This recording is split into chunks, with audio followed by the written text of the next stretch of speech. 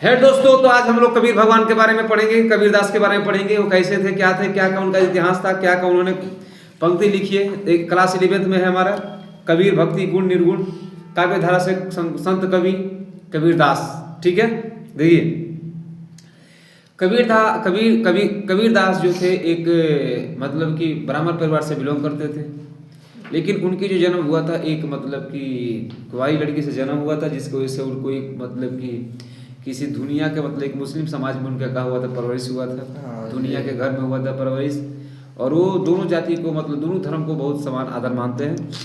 आगे तो ऐसे बहुत सारे मतलब उनके बारे में कहानियाँ हैं। लेकिन कबीरदास एक सच्चे भक्त, सच्चे मतलब क्या थे, वाणी बोलने वाले इंसान थे, जो लोगों को क्या करते बोले वाणी से क्या करते मोह करते थे, अपनी तरफ खींचते थे, है कि ना। ये थे कबीरदास की कहानी। आइए हम लोग पढ़ते हैं कबीर वाणी। प्रस्तुत पंक्ति हिंदी साहित्य के स्वर्ण युग भक्ति काल की निर्गुण भक्ति काव्य धारा की ज्ञान मार्गी शाखा के संत कबीरदास जी का रचनाएं से उद्धृत है, जिसको बीजक कहते हैं। क्या कहते हैं? बीजक कहते हैं। प्रस्तुत पंक्ति में संत कबीरदास जी दोनों धर्म, वैदिक सनातन धर्म और इस्लाम के इस्लाम के बाह्य आडम्बरों, छुआछूत जाति प्रथा, मांसाहार, घर में विवाद आदि प्रथाओं पर विरोध प्रकट करते हुए समाज के पूरे यह प्रश्न रखते हैं कि व्यक्ति को कौन से धर्म का धर्मावलंबी होनी चाहिए, कि वो व्यक्ति को कौन सा धर्म मानना चाहिए, कौन से धर्म नहीं मानना चाहिए। कबीरदास की वाणी में आपको पता चलेगा, है ना।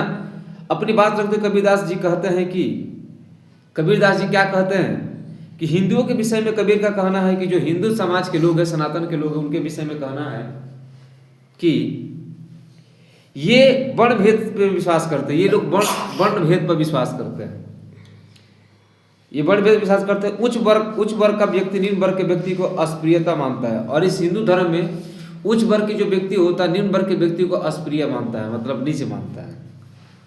उस अपने पात्रों को छूने नहीं देता है, यानी पात्रों मतलब बर्तनों को छूने नहीं देता है, परंतु स्वयं वेश्वागमन जैसे निम्न कर्म लिप्त है। लेकिन स्वयं वो बेसवा का काम करते हैं, निम्न काम करते हैं। कबीर जी कहना है बेसवा काम करते हैं, निम्न काम करते हैं, लेकिन वो सोचते हैं कि हम सबसे का है आगे।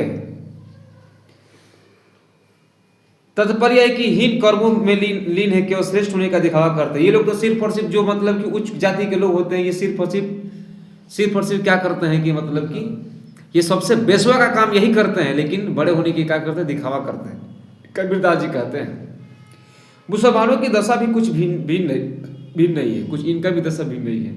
ये दिखावा करते हैं कि पीर औलिया बनकर माया मोह से दूर है, और दूसरी ओर अपनी रचना के आगे विवश है। केवल स्वाद के लिए मांसाहार करते हैं।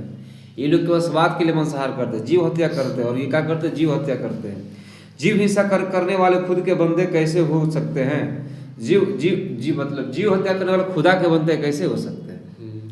जो प्राणी जीव हत्या करता है वो भगवान की मतलब बंदा कैसे हो सकता है? हो सकता है कि नहीं हो सकता। लेकिन मुस्लिम लोग कुछ इस तरह से उसको मानते हैं कि हम लोग जीव हत्या करते हैं, हम लोग भगवान के सच्चे भक्त हैं। ये कहा है खुदा के सच्चे भक्त है, बहुत सरासर गलत है। इन लोग को जो कुरान पढ़ाया जाता है ना, बिल्कुल के बिल्कुल का है गलत है। का है गलत है। जीव हिंसा करने वाला खुदा के बंदे नहीं हो सकते। समाज की नीतियों के प्रतिकूल रक्त संबंधों का विवाह करते हैं, दोनों की सत्यता की राट में भटकते हैं। और समाज की नीतियों के प्रतिकूल ये रक्त संबंध से ही विवाह कर लेते हैं ये लोग। यही इसका सबसे बड़ी का है। ये कुछ ज़्यादा मतलब इनका ये सबसे बड़ी का निष्ठा है मुसलमानों की, रक्त संबंधी विवाह करना, ये गलत है। इस प्रकार इन दोनों को ईश्वर प्राप्ति नहीं हो सकती, और ना इन दोनों में किसी को ईश्वर की प्राप्ति नहीं होती है। ये लोग सिर्फ दिखावा करते हैं, हम हिंदू हैं, हम ये हैं। ये लोग दिखावा करते हैं, हालांकि ये कुछ है नहीं, हम मुसलमान हैं। ये लोग सब लोग का है कि मतलब कि सिर्फ अपने फायदा के लिए अपना काम करते रहते हैं। कभी खुदा नहीं कहता है किसी जानवर को मारकर उसको क्या करो खाओ, और कभी ईश्वर नहीं कहता है कि अपने से छोटे लोगों को नीच समझो। समझ में आ रहा कि नहीं है? साहित्यिक संदर्भ भाषा का मतलब साधुकड़ी है, रस है संत रस, छंद है पद, और गुण है प्रसाद। गुण क्या है बेटा? प्रसाद है। आइए हम लोग पता करते हैं।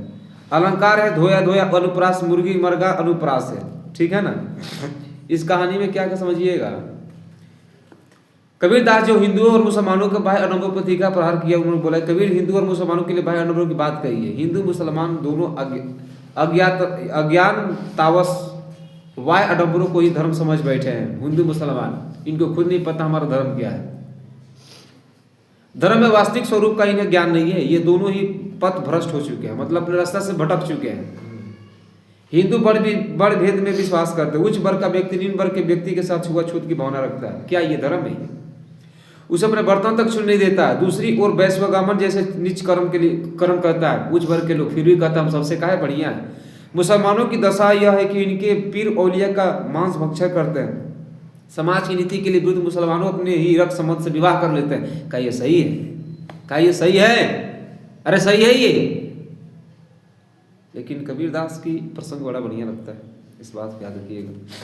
कबीर के अनुसार ईश्वर प्राप्ति के मार्ग को क्या बाधा है?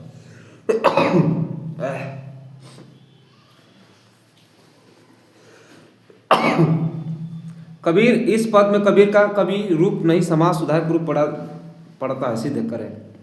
कबीर के अनुसार ईश्वर प्राप्ति कैसे की जा सकती है?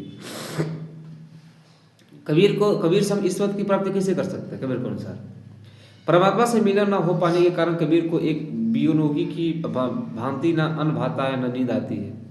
निर्गुण मार्गी सत्य कवियों ने साधना को नायिका तथा परमात्मा को नायक के रूप में चित्रण किया है।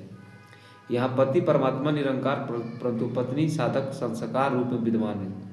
यहाँ कबीर निर्गुण और संगुण दोनों भिन्न बातों के बीच एक साम्य स्थापित करके दिखाई दिए हैं कि कबीरदास जी के स्वयं को पत्नी और ईश्वर के स्वयं को पत्नी और ईश्वर को पति रूप में परिणित किया है। भक्त पत्नी ईश्वर पति के विरह में व्याकुल और उनकी पत्नी और उसे मिलने का आग्रह करते हुए कबीर कहते हैं, एक पति और एक पत्नी को कहा लिया एग्जाम्पल लेते हुए कबीर ने बोला है, जैसे एक पत्नी एक पति से मिलने की आह रखती है, उसी तरह आपके ईश्वर का यानी आप भक्त है तो आपका पत्नी है और ईश्वर क्या है? पति है।